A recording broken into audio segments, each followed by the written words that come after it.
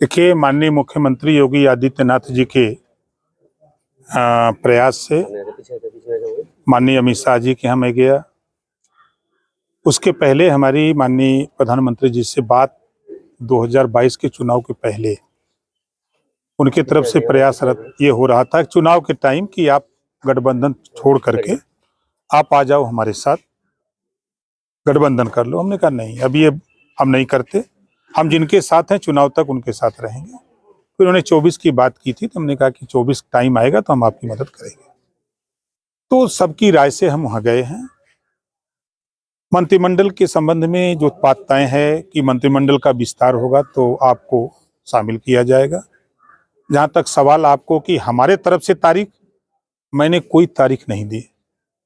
अखबार टीवी में जो भी बातें आई, हमसे अगर पूछा गया तो हमने कहा था कि हम 7 तारीख को बताएंगे, क्योंकि 7 को हमारी बात होनी थी कि मंत्रिमंडल विस्तार की क्या संभावना है। तो उधर से बात आई कि अभी हम लोग चुनाव में व्यस्त हैं और चुनाव में जो मध्य प्रदेश का चुनाव बीत जाता है तो फिर इस पर चर्चा होगी। तो ये माना जाए कि मध्य प्रदेश के चुनाव या जो 5 राज्यों के चुनाव हो रहे हैं इसके बाद मंत्रिमंडल विस्तार की संभावना है। देखिए, यूं मान लीजिए कि जो मंत्रिमंडल का विस्तार होगा उसमें ओम प्रकाश राजभर शामिल होंगे। अभी आप एक चीज कह रहे थे कि समीक्षा बैठक जब आप कर रहे थे तो अभी मैं सुन रहा था, आपने कहा कि जैसे ही मंत्रिमंडल विस्तार होगा ओम प्रकाश राजभर को कोई इग्नोर नहीं कर सकता। ये समर्थकों में केवल जोश भरने वाली बात थी या? मैं फिर कह रहा हूं कि जिस दिन मंत्रिमंडल का विस्तार होगा उस दिन ओम प्रकाश राजभर सरकार में शामिल होंगे। एक बयान आपका बहुत तहलका मचाया हुआ है, अब वो आप अभी बोल रहे थे, हम चाहेंगे कि उसका भी आप स्पष्ट कर देते कि एनडीए के कुछ साथी आपके संपर्क में हैं। देखिए, हमारा संपर्क इंडिया के हमारा सबसे संपर्क रहता है। अब हम भी चाय पीने जाते हैं, वो भी चाय पीने जाते हैं, राजनीति अपनी जगह है। जब देश के बड़े नेता एक साथ बैठ करके चाय पीते हैं और छोटे कार्यकर्ता नीचे आपस में बेचारे लड़ते हैं, तो उसी बात पर मैंने कहा है कि हमारी बात सबसे होती है। आपने देखा होगा कि एक बयान, मैं महाराष्ट्र गया था, बॉम्बे, उद्धव ठाकरे जी का बयान शायद याद होगा। उन्होंने कहा कि ओम प्रकाश जी आप हमसे समझौता कर लो तो हम यहाँ के चुनाव को जो है हम चुनाव आसानी से जीत जाएंगे, मुझे किसी की जरूरत नहीं है। मैं बिहार गया था तो मैं जाकर के वहाँ खुद, जब पिछले साल मैं गया था तो नीतीश जी ने खुद कहा था कि हमसे मिल लीजिएगा महाराज, तो जाइएगा। मैं उनसे भी मिला, जा कर के मिला था जब जेल में थे लालू जी, रांची, हम वहाँ जाके मिला। तेजस्वी से दिल्ली मिला, मिलते रहते हैं सबसे। मायावती जी से बात होती है, अखिलेश जी से बात होती, किससे नहीं बात होती। मतलब राजनीति में अपार संभावनाएं हैं। देखिए, राजनीति में कौन नेता किसके साथ कब जाएगा कोई गारंटी नहीं है।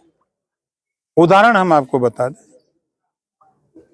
17 के चुनाव में कांग्रेस पार्टी के संबंध में समाजवादी पार्टी ने कहा ना कि इनके पास कुछ नहीं, हमारी सबसे बड़ी भूल थी जो गठबंधन की है। और फिर 24 के चुनाव के लिए गठबंधन। और मायावती जी ने कहा कि 2 जून की घटना को लेकर मायावती जी ने कहा कि अब कभी जीवन में सपा से गठबंधन नहीं। 19 में फिर हो गया। भारतीय जनता पार्टी को लेकर के लोग कहते हैं कि मुसलमानों की दुश्मन, महबूबा मुफ्ती अलगाववाद की राजनीति करने वाली पार्टी, उससे गठबंधन हुआ, 2 साल सरकार चली। किसी पार्टी को उठा के देखिए, सब लोग इधर उधर इधर उधर। जो आज की डेट में जो बयान आपका है, क्या उसको माना जाए वो मीडिया चला रही है या आपने भी कुछ? नहीं, मैंने कहा है, हमने उस बयान को यूं कहा है कि देश के अधिकांश नेता, बड़े नेता, 2 मुहैया साफ होते हैं, उसी में हम भी हैं। हम अपने को अलग नहीं रखते भाई, इस नाते की झूठ हम नहीं बोलते। सर, 2024 में किसको प्रधानमंत्री बनाने जा रहे हैं? देखिए, हम लोगों ने 18 जुलाई 2023 को दिल्ली में एनडीए की बैठक में सभी घटक दलों ने संकल्प लिया है कि हम लोग 330 प्लस सीट देश में और यूपी में 80 सीटें जीत करके हम लोग माननीय नरेंद्र मोदी जी को प्रधानमंत्री बनाएंगे। यूपी की 80 सीट जीतने के लिए माननीय योगी आदित्यनाथ जी के नेतृत्व में हम लोग काम कर रहे हैं। मतलब अब बाकी बातें अफवाह समझी जाए। सब वही देखिए, राजनीति में चाहे आपकी टीविया बका चली, कुछ चले के चाहिए ना, कुछ राजो भर के दिखाए के चाहिए कुछ। सर 2024 में कितनी सीटों पे चुनाव लड़ने जा रहे हैं आप लोकसभा? देखिए, हम 80 सीट पर लड़ेंगे हम लोग, पहली बात यूपी में। और जहां तक हमारी पार्टी का सवाल है, हम तैयारी तो 80 सीट पर कर रहे हैं। हम 3 सीट मांग रहे हैं, बिहार में 2 सीट मांग रहे हैं। वो सीट कौन कौन सी है अगर बिहार वाली? बिहार में हम पश्चिमी चंपारण की एक सीट है, नालंदा नवादा की सीट है, एक सीट है आपकी बक्सर की। और उत्तर प्रदेश में? उत्तर प्रदेश में कौनो सीट मिल जाए। गाजीपुर के बारे में क्या विचार है? अब गाजीपुर मिल जाई तो लड़ल जाई। गाजीपुर से उम्मीद की जाए? अब सीट मिल जाए तो एकदम फाइनल है ना, वैसा हूँ फाइनल है। माना जा रहा है कि ओम प्रकाश राजभर के खाते में ये सीट जा सकती है, और एक शिगुफा भी उड़ रहा है कि ब्रजेश सिंह के घर से कोई कैंडिडेट आ सकता है। देखिए, अभी तक तो ये खबर चलती थी कि ओम प्रकाश राजभर का मुख्तार अंसारी से संबंध है। आपने अब कहा भी है। बिल्कुल कहता हूँ, अब आप कह रहे हैं ना कि ब्रजेश सिंह के परिवार से आ सकता है, उनसे भी संबंध है, हमारा सबसे संबंध है। संबंध के मामले में नहीं हम पीछे रहते हैं। तो अब देखिए, नेतृत्व के ऊपर है, दिल्ली का नेतृत्व जो तय करेगा वो चुनाव लड़ेगा। रही बात जो सीट हम लोगों को मिलेगी, हमारी पार्टी से प्रत्याशी होगा। मंत्री जी, एक मामला और उठता है बिहार की, चूंकि आप चर्चा की है, तो बिहार में जिस तरीके से विधानसभा में मुख्यमंत्री जी ने एक इशारा किया था, आपने देखा होगा, तो उसको लेके क्या कहेंगे सर? देखिए, हम उनके बयान से सहमत नहीं हैं।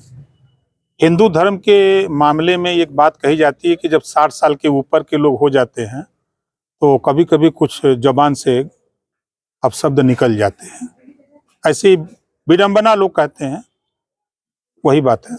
स्वामी प्रसाद मौर्य का एक बयान लक्ष्मी जी पे आया है। हमको तो लगता है कि स्वामी प्रसाद मौर्य जी को पीजीआई भर्ती होना चाहिए। ये संविधान की बात नहीं मानते। शपथ लेते हैं, 5 साल जब मलाई खाना था तो भारतीय जनता पार्टी के साथ मलाई खाए, तब सरस्वती जी, लक्ष्मी जी और रामायण की चौपाई रामायण नहीं दिखाई दिया। 5 साल थे ना, 4 बार लगातार बहुजन समाज पार्टी में मंत्री थे, तब नहीं दिखाई दिया। अब सत्ता से बेदखल होने के बाद दिमाग का दिवालियापन हो गया है। बाबा साहब डॉक्टर अम्बेडकर जी ने संविधान में व्यवस्था दी है कि सभी लोगों को अपने अपने धर्म को मानने मनाने की व्यवस्था है। किसी के धर्म के खिलाफ किसी को टिप्पणी करने का नहीं। आप अपने धर्म को मानते हो, सब प्रचार करो, उसके विषय में जनता को बताओ। आप किसी के धर्म की क्यों खिलाफत करते हो? ऐसा नहीं होना चाहिए।